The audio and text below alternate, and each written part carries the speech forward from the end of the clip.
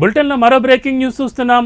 ఆంధ్రప్రదేశ్లో senior IPS అధికారిగా పనిచేసి ఇటీవలే పదవీ విరమణ చేసిన ఏబీ వెంకటేశ్వరరావు లాసెట్ ప్రవేశ పరీక్షకు హాజరయ్యారు. ఒంగోలులోని రైజ్ ఇంజనీరింగ్ కళాశాల ప్రాంగణంలో ఏర్పాటు చేసిన పరీక్షా కేంద్రంలో ఆయన ఈ పరీక్ష రాశారు.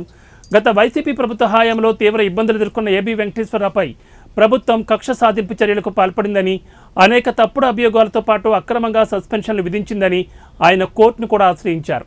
2 విడతలుగా ఆయన సస్పెన్షన్లో కొనసాగాల్సి వచ్చింది. మొదటిసారి 2020 ఫిబ్రవరి 8వ తేదీ నుంచి 2022 ఫిబ్రవరి 7వ తేదీ వరకు, రెండవసారి 2022 జూన్ 28వ తేదీ నుంచి 2024 మే 30వ తేదీ వరకు ఆయన సస్పెన్షన్లో ఉన్నారు. మొత్తంగా దాదాపు 4 ఏళ్ల పాటు ఆయన విధులకు దూరంగా ఉండాల్సి వచ్చింది. సుదీర్ఘ సస్పెన్షన్ అనంతరం ఆయన ప్రింటింగ్ అండ్ స్టేషనరీ విభాగంలో కమిషనర్గా బాధ్యతలు స్వీకరించి అదే హోదాలో పదవి విరమణ చేశారు.